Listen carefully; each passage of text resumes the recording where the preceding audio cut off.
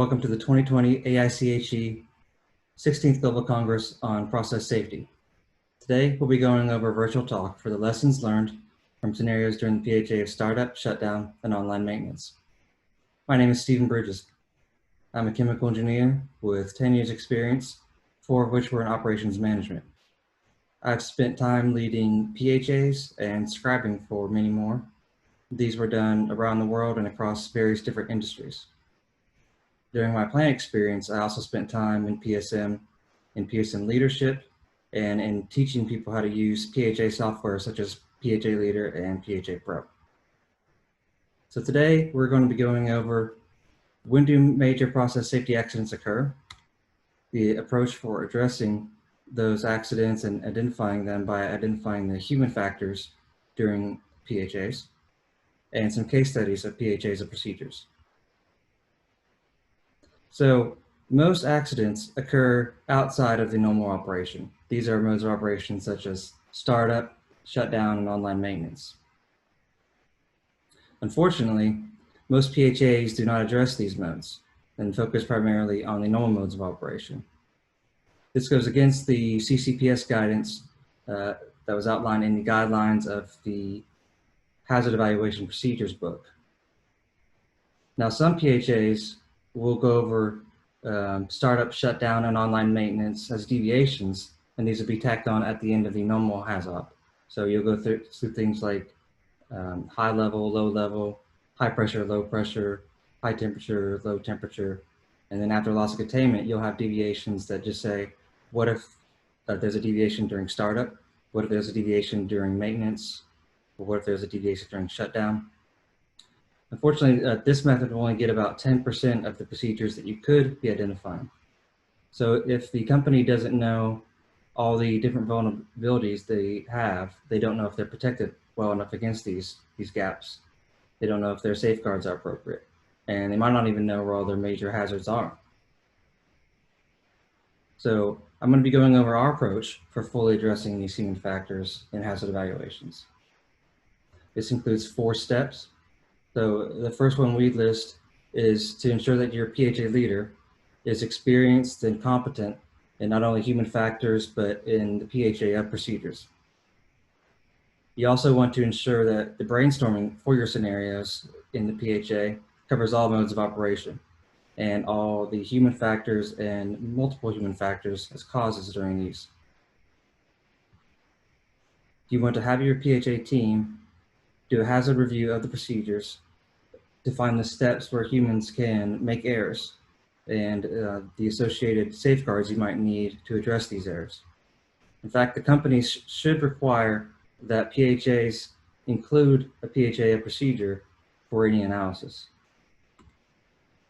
And then the last step would be to supplement these PHAs procedures with individual scenarios by checklist format. And this was primarily the facility siting and human errors checklist.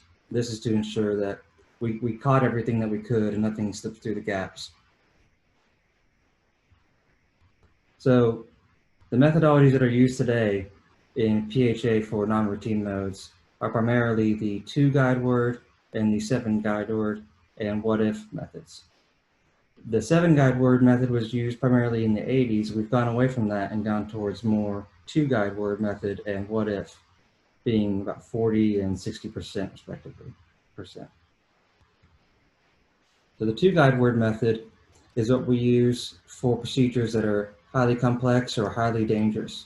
And this goes through the procedure step by step and deviates those steps just like a parametric deviation. So instead of saying high level, low level, you would say step performed incorrectly or step skipped, or sometimes step is done in the wrong order or not performed. But generally the step is being deviated step by step all the way through the procedure. So this is a more detailed analysis. The what if method is a more loose analysis, and it's primarily used for procedures that are well understood, but the complex is well understood, and the procedure is not very complex in nature. So in this method, you just say, what can occur during this procedure that would lead to a consequence of interest? So you just list those, and then you analyze those as deviations. So you do that as a procedure, not step by step, as you do in 2 guide word. So some of the case studies that we're going to use for this talk to illustrate the importance of doing a PHA of non-routine modes. The first one was for the rebuild of the Phillips polyethylene plant in Pasadena, Texas, where there was a large explosion in 1989, killed a couple dozen people. So from that investigation and really passed down from the government was the agreement that the PHAs of the rebuild should address all the modes of operation. Now, this PHA team always had 2 operators, one process engineer, and that engineer was the leader, and he was trained in human factors. That was Bridges. So for the initial phase, which was the PHA of the continuous mode, that had about 250 nodes from feedstock to pellet, and they used a standard parametric deviation and some what if. For the procedure analysis, it was done with the 7 guide word method, and this was through many procedures and hundreds of steps. For example, in the analysis, you might find a cause as being or operator skips a step, the operator was doing the step miscommunicates. So the wrong switch was flipped, or the switch was not flipped at all. So out of that PHA, there were many enhanced and added safeguards. Some of these lowered the likelihood by addressing the human factors. 15% or more safety-related instruments or interlocks were installed. Many PSVs were upgraded.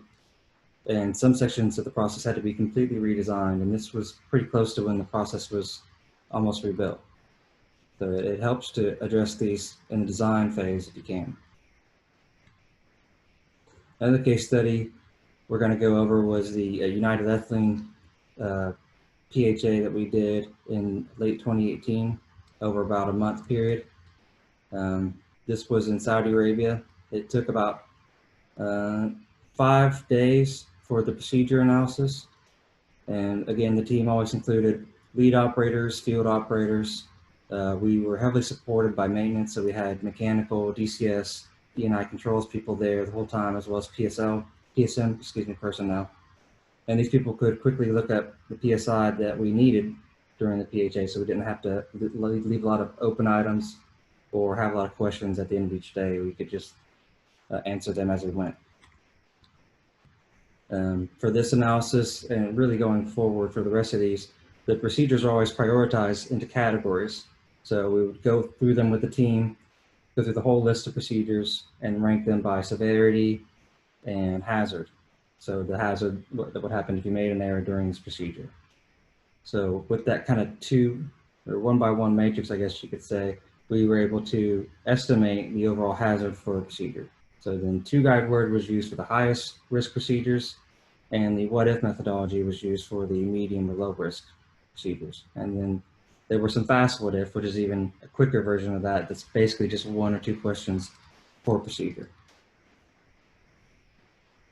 So during this PHA, the team identified many hazards in both the normal and PHA procedures type PHA. About 115 of those were safety critical. Now, of these recommendations, 42% or about 36% of total were identified during the PHA procedures. 14 of those were in critical or high risk consequences. So estimating the value for all this, we found that during the PHA procedures accounted for about 80% of the risk reduction or cost avoidance from that PHA. This is over $200 million in risk reduction. So one example of something that we caught during the PHA procedures was a acetylene reactor that could go into a runaway reaction during startup if the operators did not keep the rate of ramp up of temperature very precise and very gradual. So you had to keep it 1 degree centigrade for 5 minutes. So in this case, we recommended that they add new logic and instrumented functions to protect against the reactor failing its shell and having an explosion due to the acetylene. Case study 3 was the olefin plant, also in Saudi Arabia. This was performed in 2019 and was longer. It took about 11 weeks to complete. So 3 weeks were spent alone on just the procedures for about 1/4 total. In this case, of the about 280 recommendations that came from the PHA, 130 came from the PHA procedures. So again, it was about 70 to 80% of the total cost avoidance were identified in the non-normal or the procedure analysis. In this case, it was about $300 million that was caught for the total PHA. So one example from the olefin PHA, it was the analysis of the gas dryer. So if you didn't bring the gas dryer back to its correct temperature following a regen, the gas dryer shell could fail, because it's got to be a certain temperature and pressure before it can be brought back online. So we again recommended additional hardware or instrumented safeguards to help prevent the gas dryer from being brought back online at the wrong time or when the dryer wasn't ready to receive operating pressure. The last case study was a methanol and formaldehyde plant. This was in Saudi Arabia again and in 2019. And this PHA took about 2 weeks. And again, about 1/4 of the total meeting time was dedicated strictly to procedure analysis. So an estimated 50% of this reduction came from the recommendations for the PHA procedures. One example of this was a catalytic incinerator at the end of the process before it goes to the atmosphere. Could be lined up or brought online before certain vent valves were closed back all the way, meaning you could have a release of hydrocarbons and fire, explosion, or at least an environmental incident. In that case, we recommended a captive key system be used as one way to protect against bringing the system all the way back online before this vent valve was closed. So the justification for why we need to do PHAs of non-routine modes should be apparent from these few examples, but the extra investment it takes to cover the other 80 or 90% of the procedures you can catch that happen during non-routine modes is minuscule compared to the savings you can achieve in cost reduction. So you usually add 20 to 30% extra time or manpower hours to the end of the meeting, but that's going to identify, in some cases, another 100% of the total scenarios, or at the end, about 50% will come from each mode, either normal or non-normal mode. So you've doubled the scenarios that you found in some cases. So if you think about adding a few days or a week, that could easily be 50,000, say, you could generate tens to hundreds of millions of dollars in additional cost avoidance for this small investment. This chart just goes to illustrate how PHAs really tie into your whole PSM process. So the PHAs can drive engineering specs. They can identify gaps in your SOPs. The MOCs tie into PHAs to make sure that if you're going to perform an MOC, you do a quick hazard analysis, and then that's checked again with the PHA revalidation cycle. Incident investigations are used during revalidations. The PHAs can be used for troubleshooting guides because they identify all the scenarios and also the safeguards and responses that an operator might need to take in an upset. So the PHA really is the heart and the center of your PSM program. So I appreciate your time today. If you have any questions, please feel free to chat me or email me. You can email me at Stephen Bridges or sbridges@PIII.com, or you can email William Bridges at wbridges@PIII.com. I appreciate your time, and I hope you enjoy the rest of the conference. Thanks.